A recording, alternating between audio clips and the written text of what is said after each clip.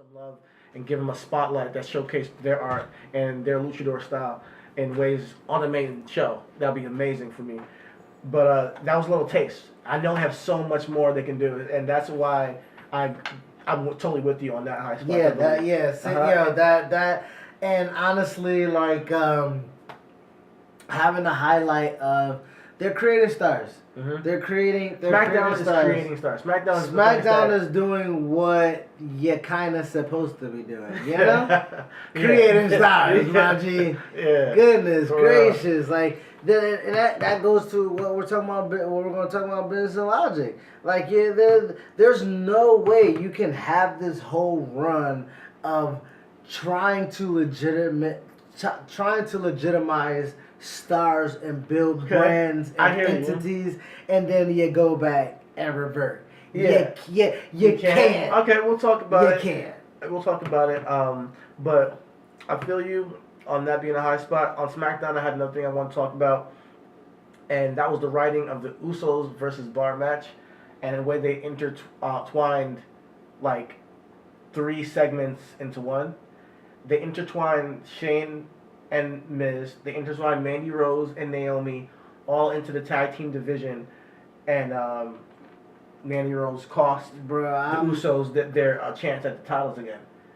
That makes Naomi go crazy backstage. But before that, you have the Miz coming out, and while the Miz is coming out, Jimmy's running back to see his wife because he's like, or see what the hell's going on because he just lost the tag team titles. Miz comes out to challenge Sheamus and Cesaro, who just won their match with Jimmy. It was how you should seamlessly flow a show and get everybody on screen and get some storylines built through one good segment. I thought it was great writing. Great writing. I think when you're talking about that, my best produced was that backstage segment between Naomi and Mandy Rose and Sonya Deville, because, and I won't go too far into that to just, wrap up what you talked about as far as the show being seamlessly written and flowing and like being concise. That is what you want out of wrestling. So that's why when we talk about wrestling, it was like WWE's not doing this, WWE. I was like, it is. And that's when we talk about percentages and we get real semantic-y and shit like that. But like, they give you what you want. I know, and you say you can do that all the time, and I get that. Yeah. And here's the thing about it. Like, I always, because there's always like, Raw, SmackDown debate. I always looked at WWE as WWE. Like, all right, I don't look at Raw as a completely different branded show. I know it's different branded, but I don't look at it as branded in the style. I do. But I'm beginning to understand that it really is. It really is. When you start learning the business. So then I start to expect certain things from Raw now. And I get the business of it. However, certain things are egregious on Raw, and I'm going to call it out. Certain things are egregious that are just really simple that shouldn't be done. Like, you shouldn't use Roman's real illness on stage. Like, you also shouldn't have Shane McMahon wrestling. So let's go ahead and put listen, Shane McMahon wrestling shouldn't be a thing. I don't want to see it. It shouldn't be an but attack. It is. It shouldn't be. But my thing is that let's get it out the way. Shane's not a McMahon in the company. He's he's really a talent. But he's not. And what we're also not realizing is that when we're saying and I'm following you. Like, I'm intrigued of how it's written, but when I look back after a day or 2 years now, and I'm like, okay, Shane just took a spot from one of the boys. Yeah. I hear you. You know what I mean? Like, when you look at it that way. Like when you're talking about writing a storyline, the Bar really can be in a feud with somebody. Yeah. The Bar really can go at it with Sanity right now for Rumble. That's true. Sanity has not had an appearance on nothing. Yeah. You know what I mean? Like, why not have? And I get it. Like, you have Mandy Rose, distract them, and that's good because you're interweaving women wrestling with the men wrestling.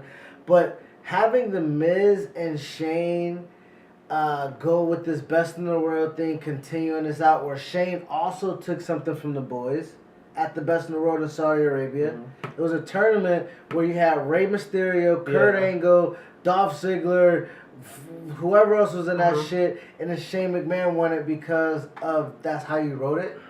And then he literally disappears off of television. And then he comes back, and the first thing you're gonna do is throw him in a tag division and put him in a tag team title match at your kickoff thing to WrestleMania. Yeah, the Royal Rumble was the kickoff to Mania. It's their first pay-per-view of the new year. Setting up Shane's WrestleMania program, and that's the sad thing about it. So this is what I'm saying. You got Shane's gonna have a program. Triple H and Batista is reportedly to be at Mania. Triple H is injured. He can't do nothing. No, Triple H he's coming back from a pec, dog. You think he's gonna miss a Mania payday? Get out of here. Get out of here, man. And Cena. You think Cena's gonna miss a Mania payday? No, so Cena, yeah. So that's what I'm saying. So these are 3 matches that already I don't give a fuck about.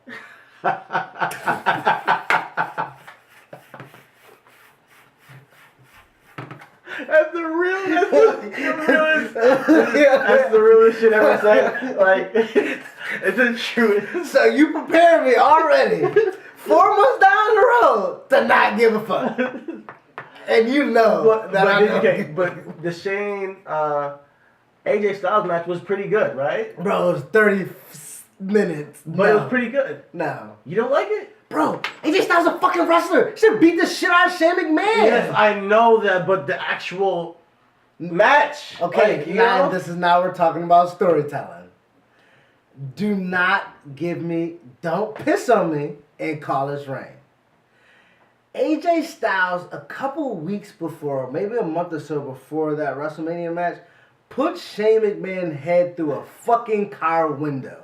And then you're going to tell me I had a 30-minute wrestling match with this guy? He should have beat this shit out of Shane, got his first Mania win, and called it a fucking night. But no. Me and other motherfucking people in that stadium had to sit for 30 minutes of a Shane McMahon match. Bro.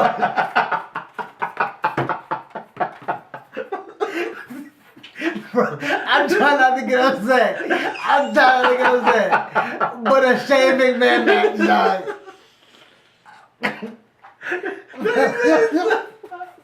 Half an hour. Yo. Oh, God. Bro, and that was 2 years ago. I thought the match was entertaining. I was entertained. I didn't want to see that match, but then I saw it, and it was not that bad. And that kind of switched me on the whole booking Shane thing. I see him as a talent now. I see him as somebody. Okay, so now we're looking at this again. Shane's 50.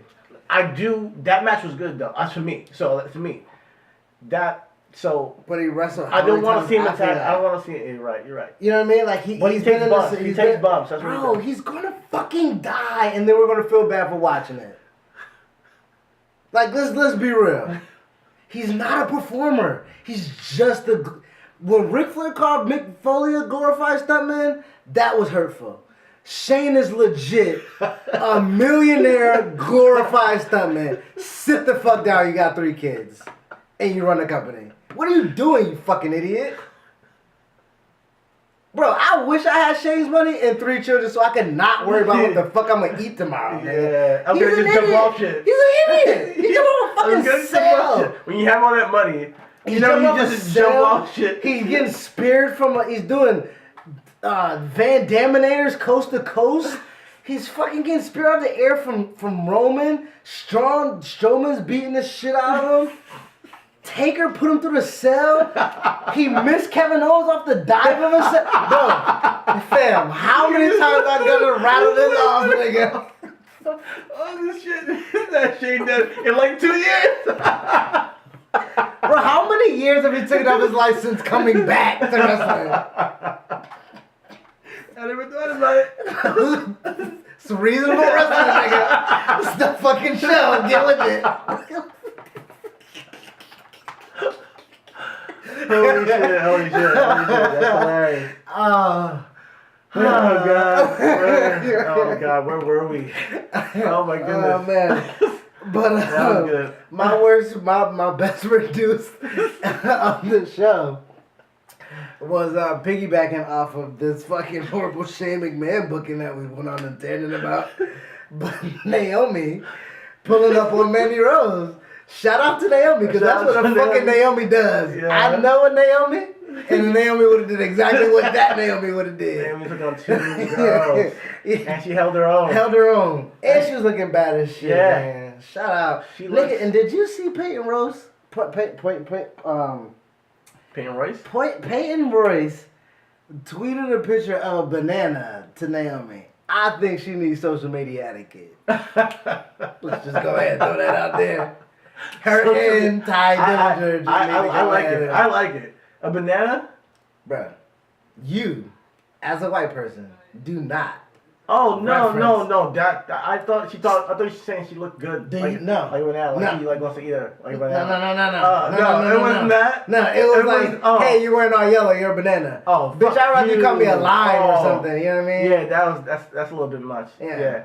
You gotta, she needs to learn. Yeah. That's not cool. Yeah. And I know you from Australia, but you don't just make banana references to a black person in America. Yeah, she needs to learn. Yeah. I hope she wasn't like that. But, you know, think sometimes. Yeah. I mean, yeah.